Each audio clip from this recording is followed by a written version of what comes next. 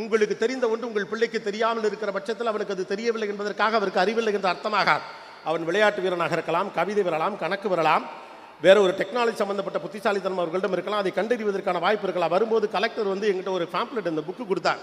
அந்த புத்தகத்தில் பிள்ளைகளுடைய திறன் மேம்பாடு குறித்த வாய்ப்புகள் இதெல்லாம் இங்கே தான் நிறைய நடக்குது. ஆக்சுவலாக நம்ம தான் பெருசாக கவனிக்காமல் இருக்கோம். படிப்பு வராத பிள்ளையை என்ன பண்ணலாம் அப்படின்னா கைவிட்டலாமா? படிப்பை தாண்டி அவனுக்கு என்ன வருகிறது என்று யோசிக்க வேண்டிய பொறுப்பு நமக்கு இருக்குது. படிப்பை உனக்கு படிப்பு இல்லை, நீ மக்கு அப்படின்னு முடிச்சுட்டு அவன்கிட்ட என்ன டேலண்ட் இருக்கோ அதில் வளர்த்து விட்டா வளர்ந்துட்டு போகிறான், முடிஞ்சு போச்சு.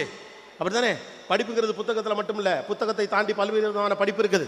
இங்கே ரொம்ப பெரிய சிக்கல் தெரியுமா? நம்மகிட்ட தியாகம் இருக்குது, அக்கறை இருக்குது, பணம் சொல்லணுங்கிற எண்ணம் இருக்குது, பிள்ளைகளை எப்படியாவது ஆளாக்கணுங்கிற கவனம் இருக்குது. ஆனால் பிள்ளைகளை எப்படி வழி நடத்தணுங்கிறதுல பெரிய குழப்பம் இருக்குது.